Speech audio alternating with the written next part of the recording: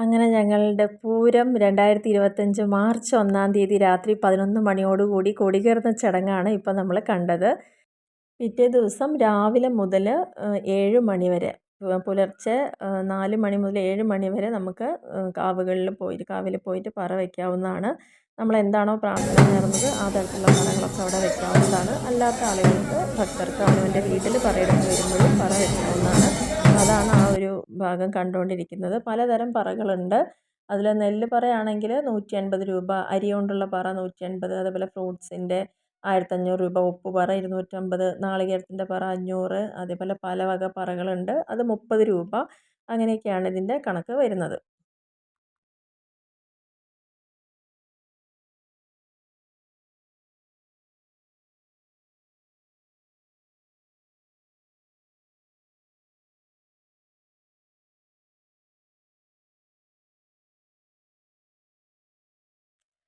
ശർക്കരപ്പറ വയ്ക്കുകയാണെങ്കിൽ ഏകദേശം 500 രൂപ, പഞ്ചസാര പറയുകയാണെങ്കിൽ 700 രൂപ, അവിൽപ്പറ 500, മലർപ്പറ 250, മഞ്ഞളിൻ്റെ പറ 3000, അപ്പപ്പറ 2500. അപ്പോൾ ഇതല്ലാത്ത പറകളും ഉണ്ട്. എന്താണോ ഭക്തർ നേരുന്നത് ആ പറ ഈ സമയത്ത് വയ്ക്കാവുന്നതാണ്. അതേപോലെ തന്നെ ഇത് പറ വരുന്ന സമയത്ത് അവനവൻ്റെ വീടുകളിലും ഇത് ചൊരിയാവുന്നതാണ്. അപ്പോൾ കാവിൽ പോയി ചെയ്യേണ്ട ആൾക്കാർ ഇത് മുൻകൂട്ടി പറഞ്ഞ് ഏൽപ്പിക്കേണ്ടി വരും. വലിയ തുകയുടെയും അതേപോലെ അവിടെ ഇല്ലാത്ത ചിലപ്പോൾ സാധനങ്ങളൊക്കെ ആണെന്ന് വെച്ചാൽ അത് എത്തിക്കേണ്ടി വരും. അപ്പോൾ അതിൻ്റേതായ കാര്യങ്ങൾ നേരത്തെ കൂട്ടി പറയേണ്ടി വരും. അപ്പോൾ പറ വയ്ക്കുന്നത് ഓരോ തരത്തിലുള്ള ഉദ്ദിഷ്ട കാര്യങ്ങൾക്കുമാണ്. ആരോഗ്യം, ധനം, ജോലി, വിവാഹം, സന്താനം, അങ്ങനെയുള്ള ഓരോ കാര്യങ്ങൾക്കാണ്. ഇത് പറ ഇറങ്ങുന്ന ദൃശ്യങ്ങളാണ്. അതായത് രാവിലെ ക്ഷേത്രത്തിൽ പറ വെച്ചതിന് ശേഷം ദേശത്ത് പറയ്ക്ക് വേണ്ടി ഇറങ്ങുകയാണ്. 7 മണിയോടുകൂടിയാണ് ഭഗവതിയുടെ തിടമ്പേറ്റിയിട്ടുള്ള ആന ഓരോ ദേശങ്ങളിൽ സഞ്ചരിച്ചുകൊണ്ട് പറ സ്വീകരിക്കുന്നത്.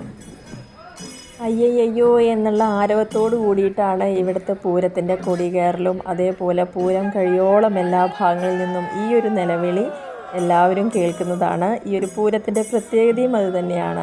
അപ്പോൾ ഈ ഒരു പൂരം കൊടികയറിയില്ലെങ്കിൽ പൂരത്തിലാണെന്ന് അറിയണമെങ്കിൽ ഈ ഒരു വിളി എപ്പോഴും എവിടുന്നും ഉയർന്ന് കേൾക്കാവുന്നതാണ്. നിങ്ങൾ ആദ്യത്തെ വീഡിയോ കാണുമ്പോൾ തീർച്ചയായിട്ടും ആ കൊടിയേറുന്ന സമയത്ത് ഏറ്റവും കൂടുതൽ ആർപ്പ് വിളിയുള്ളത് അയ്യയ്യോ തച്ചുകൊല്ലുന്നേ എന്നുള്ള ആ ഒരു വാക്കാണ് ഈ ഒരു പൂരത്തിൻ്റെ ഏറ്റവും വലിയ ഹൈലൈറ്റ് എന്ന് പറയുന്നത്.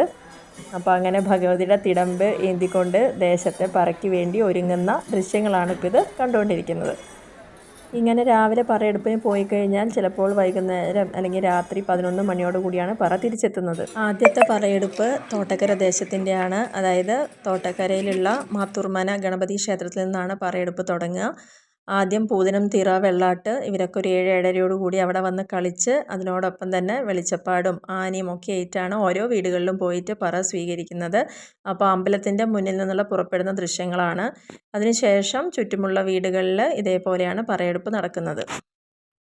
പറ വയ്ക്കുന്ന വീടുകളിൽ രാവിലെ നേരത്തെ തന്നെ മുറ്റമൊക്കെ ചാണകം കൊണ്ട് മെഴുകി അരിമാവ് കൊണ്ട് അണിഞ്ഞ് അതേപോലെ പറ വെച്ചുകൊണ്ട്, പറ പറഞ്ഞാൽ തെങ്ങിൻ പൂക്കുല പറ വെച്ചുകൊണ്ട് അതിൽ തന്നെ നമ്മൾ വിളക്ക് കത്തിക്കുക. അതേപോലെ തന്നെ ചന്ദനത്തിരി അതൊക്കെ കൊളുത്തി വെച്ച് ആ ഒരു ഒരുക്കത്തോട് കൂടിയിട്ടാണ് ഭഗവതിയുടെ തിടമ്പയെ നമ്മൾ സ്വീകരിക്കുന്നത്.